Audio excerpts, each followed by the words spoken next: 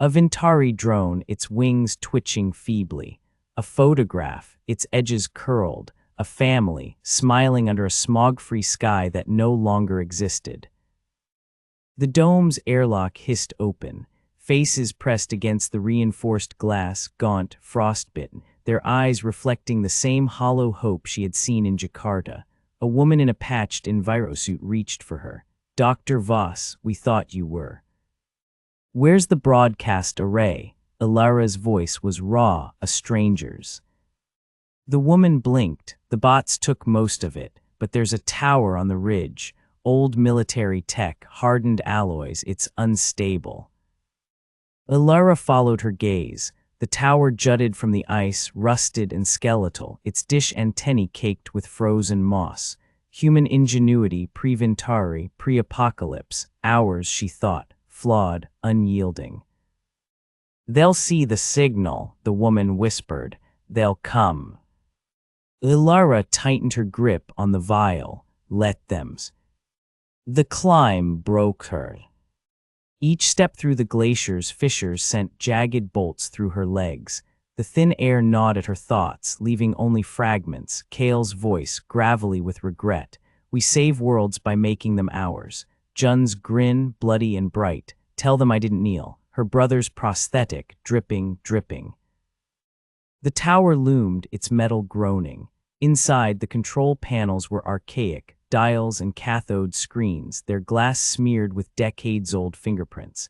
She pried open the access hatch, her numb fingers fumbling with wires. The countermeasure vial slipped, rolled, caught in a crack. She stared at it, the golden glow seeping into the ice. Singing, Jun had called it, a song of fusion, not fission.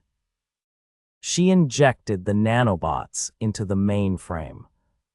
The tower shuddered to life, its signal slicing through the poisoned sky. Zyroth came at twilight.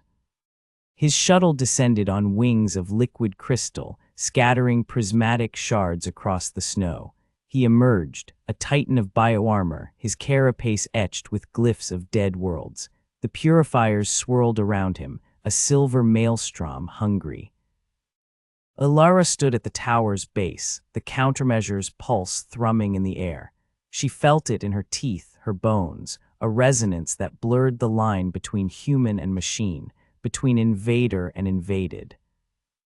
Zyroth's voice vibrated the glacier. "You prolong the inevitable. This planet is ours." She stepped forward, the snow hissing beneath her boots. "It was never yours, and it's not ours anymore." The purifiers surged. She raised the vial, now empty, its glass frosted with hybrid code. "You missed a spot." The signal peaked. The world rippled. Nanobots collided, silver and gold, Vintari and human, their dance etching fractal patterns in the air. Mountains trembled as the merged code spread, a fever dream of evolution. Elara fell to her knees, her vision fracturing. She saw through the purifier's eyes, forests regrowing in neon spirals, rivers boiling with alien microbes, skyscrapers melting into coral-like lattices. And deeper, deeper, the Vintaris genetic arc unraveling, their bioengineered replacements gasping as hybrid flora erupted from their flesh. Zyroth roared, his armor cracking. "You corrupt the design." "No," Elara whispered, "we adapt it." She lunged, driving the empty vial into a seam in his carapace. It shattered. The hybrid code flooded him, a golden virus in a silver god. His scream shook the heavens. The glacier wept. Zyroth's body dissolved, his essence scattering into the storm. The purifiers slowed, their fury spent, their silver dulled to pearl. Elara crawled to the tower's edge, her hands black with frostbite.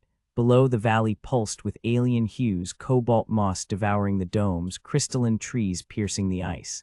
Humans staggered into the open, touching the new world with trembling fingers. A child laughed, her skin shimmering with bioluminescent freckles.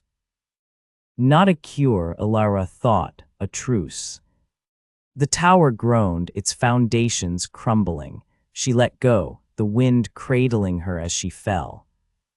She woke in the garden, or what remained of it. Oasis 9's genetic arc had spilled into the glacier, a jungle of translucent vines and singing fungi. Kael's voice lingered here, his consciousness woven into the biotech. She felt him in the rustle of leaves, the hum of pollinators. "You should hate me," she thought. A vine brushed her cheek, warm. "I chose this." She followed the light to the ark's core, a pulsing heart of hybrid code. The countermeasure's song emanated from it, a dirge of two species. Elara pressed her palm to the heart. "It's not enough. They need you to guide them." The light dimmed. "I am tired, Elara Voss." "We're all tired." Silence, then a sigh that bent the trees. "Run toward the fix." She withdrew her hand. The heart's glow faded, its song softening to a lullaby. They found her at dawn. The survivors, human and not quite human, their bodies threaded with alien symbionts. The woman from the dome gripped her shoulder. "The signal's holding. The bots are stable, for now." Elara gazed at the horizon, where Ventari ships retreated into the stars. "They'll be back." "Maybe, but we'll be here." A child tugged her sleeve. In his hands, a toy half-plastic, half-living biomass, its gears fused with mycelium. He grinned, gap-toothed. "Look, it grows." Elara knelt, her joints protesting. "What's its name?" He shrugged. "Don't know yet. It's still changing." The wind shifted, carrying the scent of pine and something sharper, older. Somewhere, a new tree bloomed, its sap singing with the memories of dead worlds. Elara stood. "Let's go home."